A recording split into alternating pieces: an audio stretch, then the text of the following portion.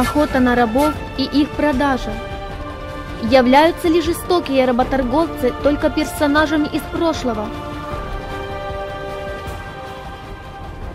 Сегодня мы являемся свидетелями охоты на людей, охоты на детей и их продажи тиранам.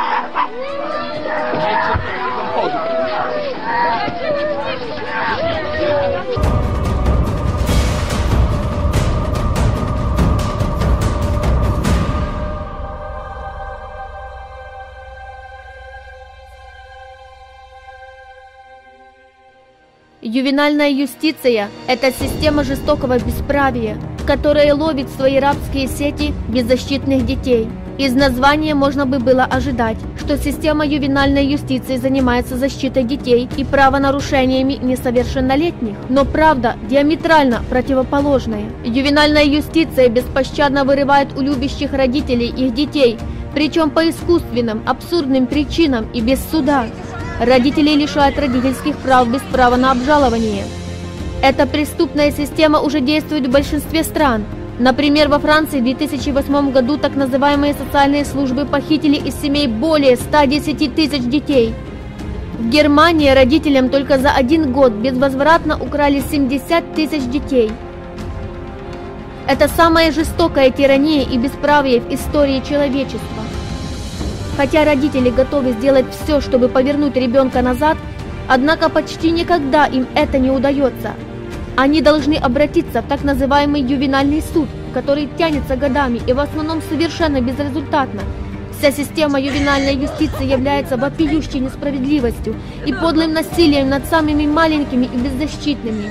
Ее плоды – это отчаяние матерей, оставшихся без детей, самоубийство родителей, детей и искусственные сироты в современных концлагерях.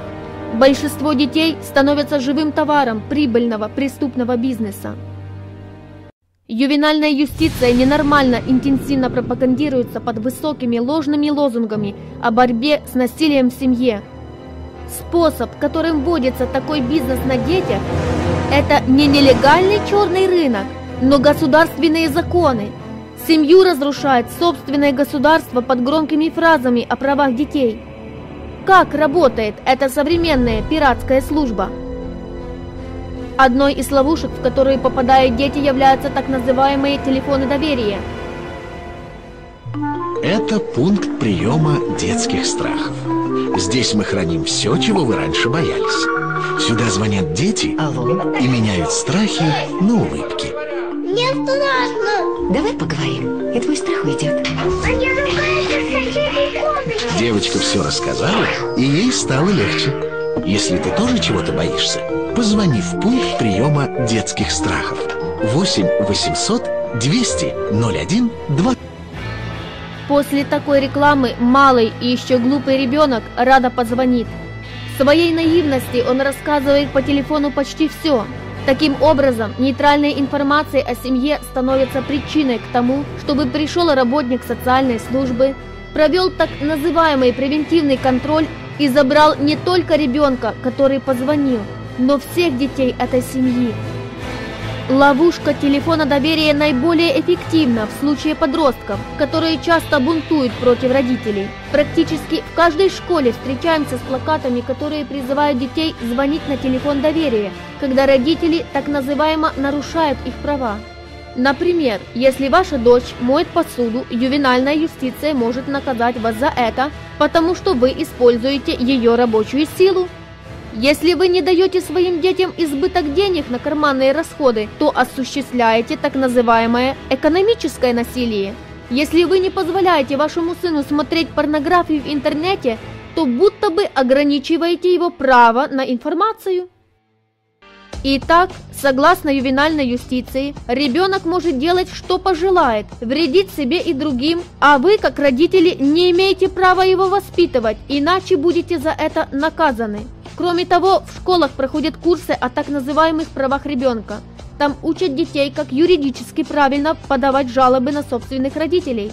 Только за 2011 год около 20 несовершеннолетних из Киева подали в суд жалобу на своих родителей с требованием лишить их родительских прав. Один из случаев – мать не пустила дочь на дискотеку, а та подала на нее жалобу в суд. Работники ювенальной юстиции ищут способ, как контролировать каждую семью. С этой целью детям в школах раздают анкеты. Тогда с информацией о ребенке и семье сконструируют искусственные причины для контрольного визита и изъятия ребенка. Такие акции анкетирования прошли в нескольких областях Украины. Какие сегодня причины для отобрания ребенка? Например, квартира так называемо требует ремонта, в комнате пыль, на полу разбросаны детские игрушки, ребенок был с мамой на кухне во время приготовления пищи, ребенок часто и громко плачет. Иной причиной является, например, то, что в вашем холодильнике недостаточно апельсинов. Попросту, когда социального работника не удовлетворит содержимое вашего холодильника, он заберет от вас ребенка. Обратите внимание, что причины для изъятия детей абсурдные, основанные на относительных и субъективных взглядах социальных работников, которые работают в строгом соответствии с идеологией геноцида. Они сосредотачиваются в основном на многодетные и малообеспеченные семьи и одиноких матерей, которые, как можно ожидать, не сумеют защититься от преступной машинерии. Однако это только начало, прежде чем система укоренится. Следующий этап нападения ювенальных пиратов сосредоточен на хорошо обеспеченные семьи. Примером является семья Бор в Англии. Когда Иванна Бор со старшим сыном пошла на медицинское обследование по причине инфекции, то ее мужа лживо обвинили в сексуальном надругательстве над мальчиком.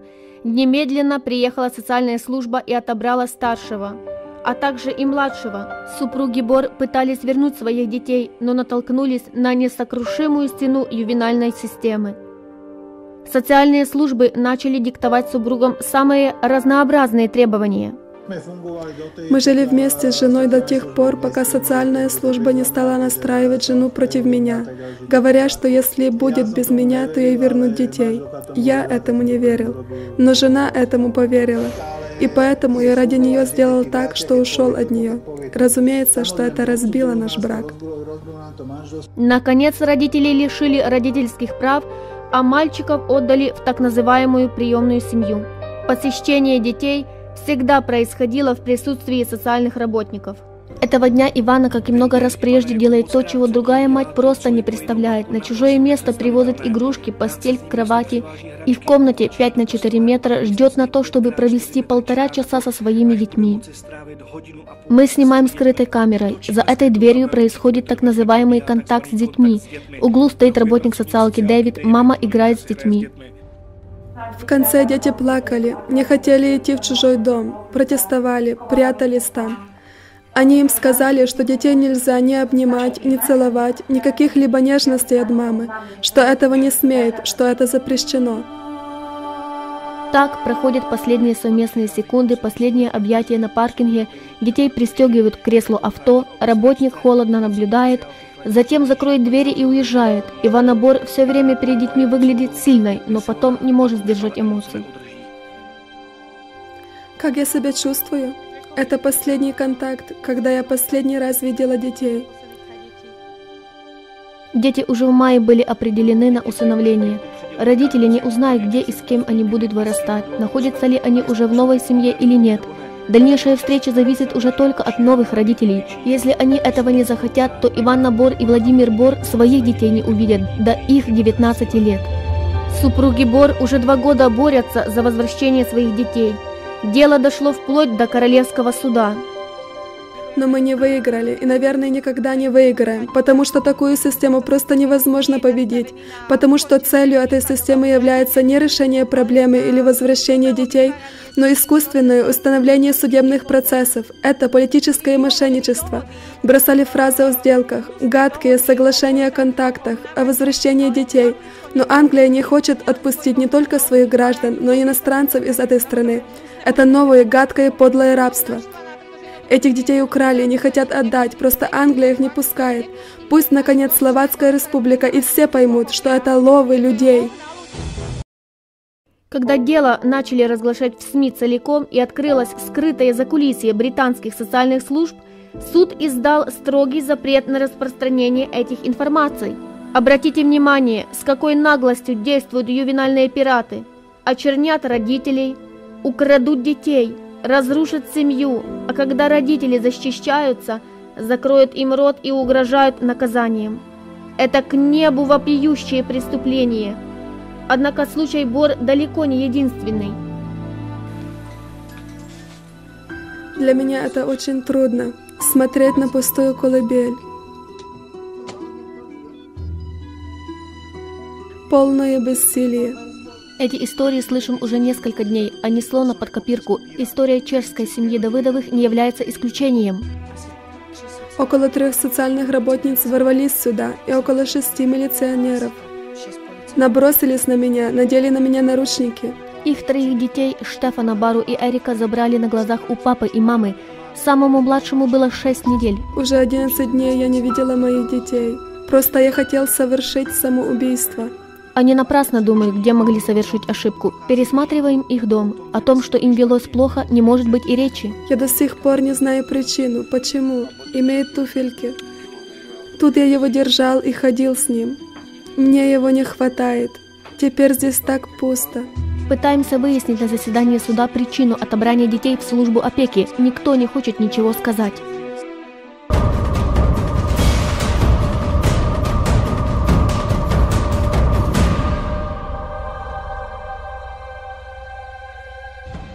Детей насильно вырывают из любящей семейной среды и помещают в чужую среду современных лагерей. Там они переживают глубокие психические травмы. Плач, неутешительная тоска по родителям, страх от неизвестной среды и людей, жестокое обращение – все это отражается на ребенке на всю жизнь. Сборный лагерь становится для ребенка тюрьмой. По данным официальной статистики в Украине, более 90% детей в детских домах изнасилованы.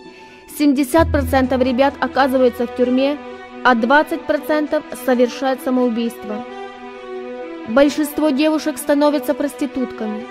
Однако так называемый детский дом – это только пересадочная станция.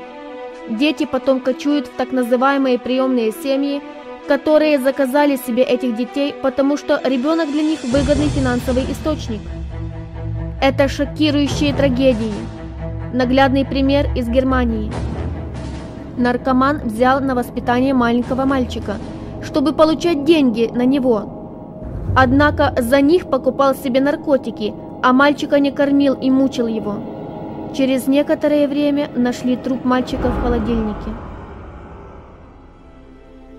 Известно, что на Западе в органах ювенальной юстиции работают очень извращенные люди. Среди них есть много наркоманов, людей, которые уже несколько раз были в тюрьме, а также гомосексуалисты и педофилы. Они лоббируют ювенальную юстицию, чтобы детей, насильно отобранных у родителей, отдавать на издевательства гомосексуалистам. По данным статистики, так называемые гомосексуальные пары из США уже получили в свое распоряжение 300 тысяч детей. Однако предполагают, что это число вскоре возрастет до 1 миллиона. Большинство гомосексуалистов являются одновременно педофилами, и таким образом усыновленные дети подвергаются сексуальному насилию, становятся психическими и физическими калеками и часто умирают от СПИДа. Как гомосексуалисты получают детей? По официальным данным, только в 2011 году было продано в Америку 100 тысяч русских детей. И это только официальные данные, а не фактические случаи, число которых может быть значительно выше. То есть структуры, которые занимаются торговлей детьми, имеют 2 уровня. Первый действует легально, второй нелегально.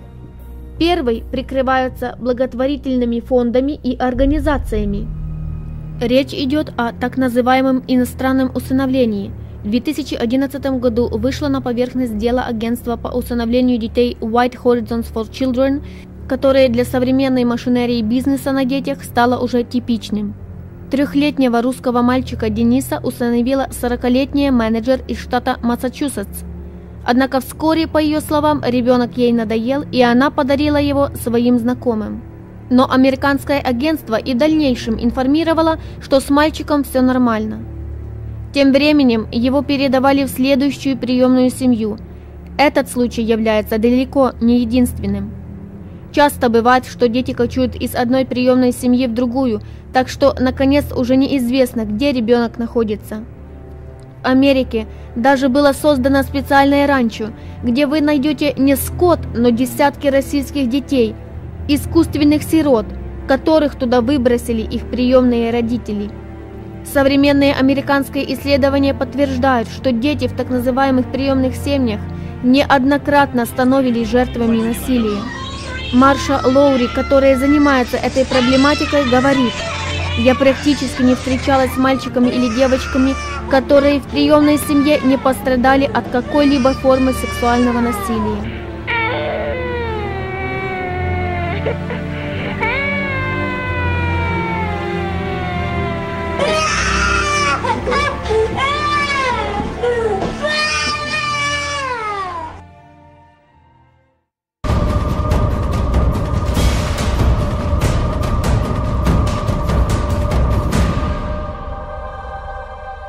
Шокирующими являются информации о деятельности ювенальной юстиции в Норвегии.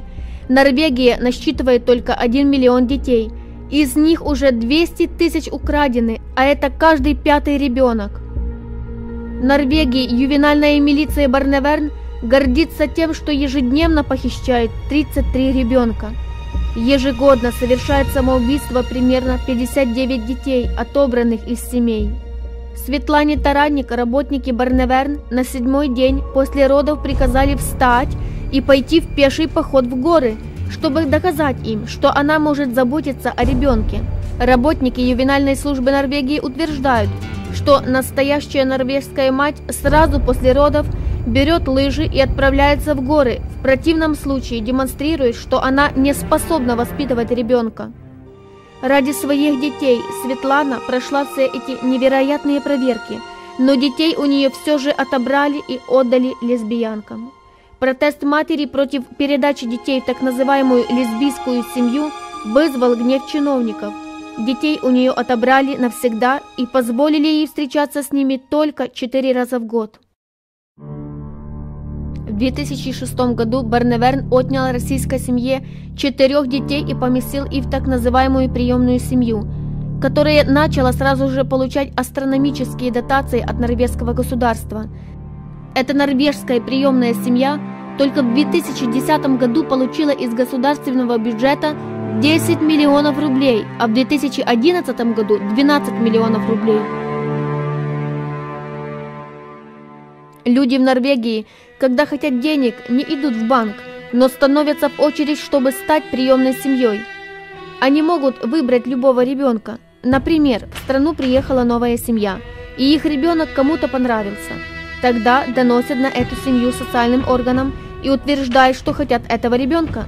Вследствие этого ребенка вырвут из родной семьи и отдадут заинтересованным лицам в полном соответствии с законом о социальном патронате.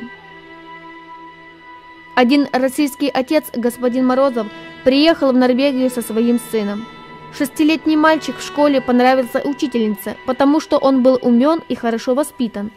Она решила, что возьмет его себе. Тогда просто позвонила в социальные органы, очернила отца ребенка, пришли социальные работники и забрали у него сына. Какую пользу получила учительница? Получила ребенка и 1 миллион норвежских крон ежегодно на его обеспечение. Родители Норвегии имеют все основания бояться потерять своих детей. Они боятся всего, боятся идти спать, боятся идти на работу. В любое время дня и ночи может ворваться в их квартиру детская милиция Барневерн, отобрать детей и навсегда разрушить семейное счастье. Когда ребенка забирают из семьи, наступает большое перераспределение финансов. В каждом селе ежедневно решается 10 судебных дел. Таким образом, имеют работу юристы, социальные работники, приемные семьи и так далее. Тогда государство предложит родным родителям 2 раза в год 2-часовое свидание в присутствии государственных надзирателей. Достаточно только одной слезы, и посещение немилосердно запрещают. В Норвегии недавно была опубликована книга под названием «Мама Свик. Измена матери», которая рассказывает реальную историю о девушке, которая подверглась сексуальному насилию с 4 до 19 лет. Она рассказывает о сексуальном насилии, которое совершали над ней ее приемные родители, и об обмене детьми между приемными семьями для участия в сексуальных оргиях. Кочевание детей между извращенцами обеспечивала ювенальная организация Барневерн.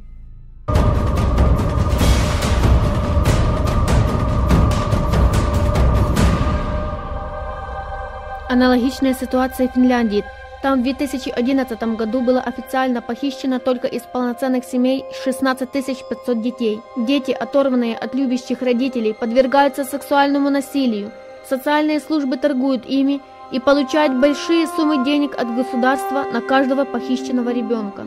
Каждую неделю одна семья только в 5-миллионной Финляндии осуществляет семейное самоубийство вследствие психического стресса, вызванного преступниками ювенальной юстиции. В Финляндии эти семейные самоубийства стают уже массовым явлением.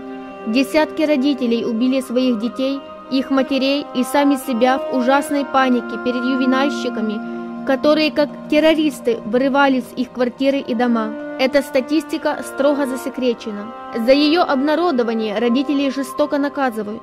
Тем не менее, некоторые случаи не удалось скрыть, и они были обнародованы.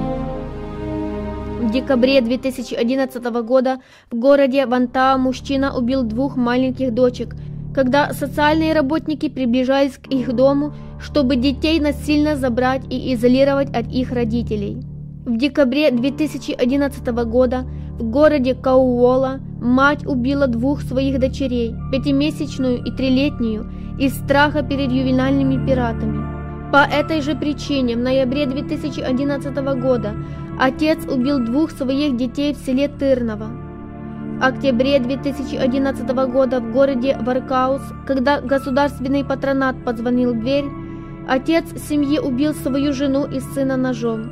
В апреле 2011 года в городе Иккалинин отец застрелил свою жену, сына, а потом и себя. Почему родители в ужасном отчаянии убивают себя и своих детей? В случае изъятия детей финские родители не имеют права на апелляцию или возможности как-либо повлиять на ситуацию.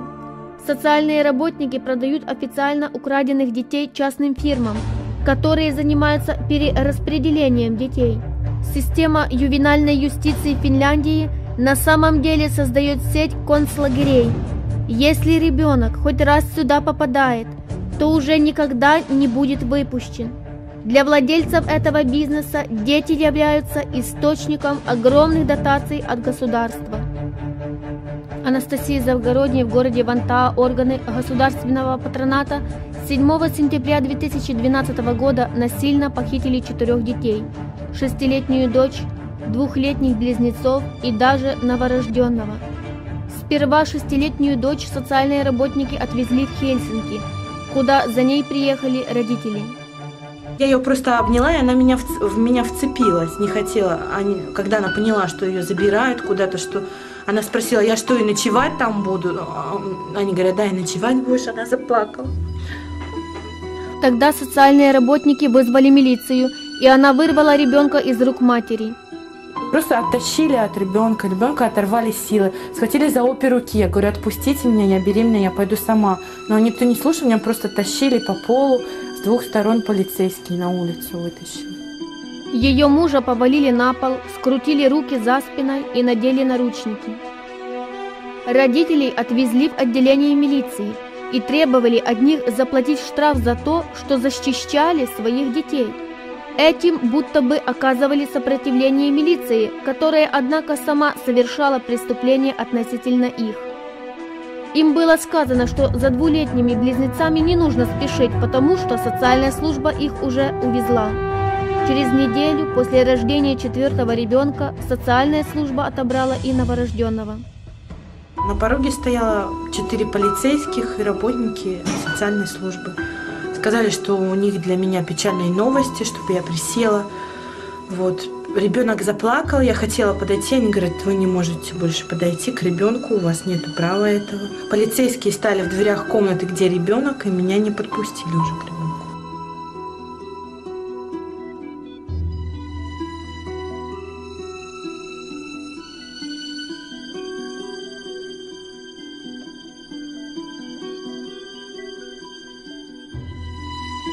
Когда известный финский правозащитник Йохан Бекман защитил Анастасию Завгороднюю и подверг критике систему социальных служб, против него началась клеветническая кампания.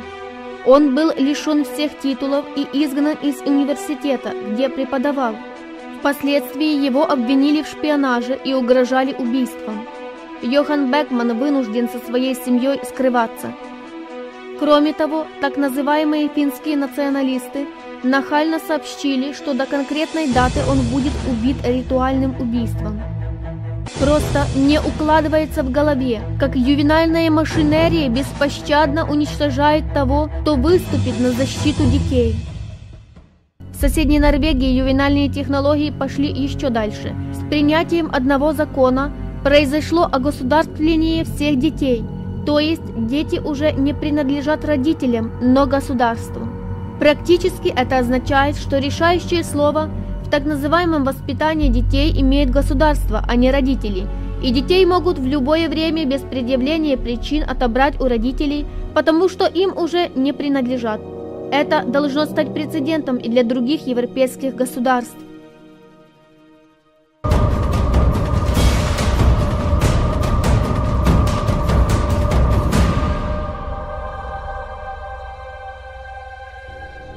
В Израиле уже было украдено 75 тысяч детей.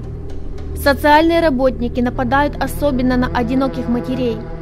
Согласно израильскому законодательству об отбирании детей, нельзя говорить публично. За то, что мать скажет по телевидению имя собственного сына, которого у нее жестоко отобрали, ей грозит 3 года тюрьмы. А родители, которым отобрали детей, проводят манифестации с лозунгами «Верните нам наших детей».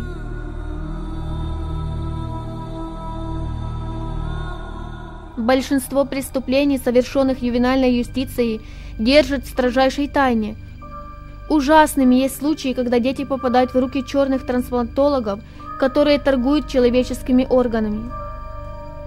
В США зарегистрировано более 200 тысяч пациентов, ожидающих на органы детей и готовы платить $200 тысяч и даже больше за каждого разобранного ребенка. Министр внутренних дел Италии Роберто Марони в 2011 году официально сообщил, что исчезло 1260 русских усыновленных детей. Министр открыто сказал, что эти дети являются золотой жилой для торговцев органами. Кто заинтересован в том, чтобы глобально была введена система ювенальной юстиции? Кто финансирует проекты и обеспечивает подготовку новых кадров для этой пиратской службы? За всем стоит так называемая мировая элита, группа высокопоставленных и очень богатых людей, которые стремятся к так называемой редукции человечества и поэтому всеми способами трудятся для уменьшения количества населения. Согласно их теории, численность населения должна сократиться с 7 миллиардов до полумиллиарда. Родители считают врагами и преступниками, потому что они могут увеличить количество населения планеты по крайней мере на одного ребенка. Семьи стали объектом нападений ювенальных технологов. Ювенальная диктатура является наиболее эффективным средством для антирождения детей. Многие молодые люди не хотят иметь детей. Они боятся, что если будут иметь детей, то их у них заберут. Европейские государства вымирают. Понятно, что народ, который не имеет детей, не имеет будущего. Ювенальная юстиция – это как троянский конь в государстве. Государство, которое примет систему ювенальной юстиции, само над собой подпишет смертный приговор и будет приговорен к автогеноциду. Равнодушие народа позволяет пиратам ювенальной юстиции растянуть свои сети на их детей. Поэтому мы должны занять активную позицию, пока еще не стало слишком поздно. Что вы можете делать, как родители? Основывайте общественные организации по защите детей и родительские комитеты. Это эффективный способ, как защитить себя и своих детей. Пишите письма и петиции президенту и депутатам Верховной Рады с требованием, чтобы не была введена ювенальная юстиция и чтобы были запрещены все ее механизмы, которые скрываются за социальными службами. Требуйте радикального изменения политики.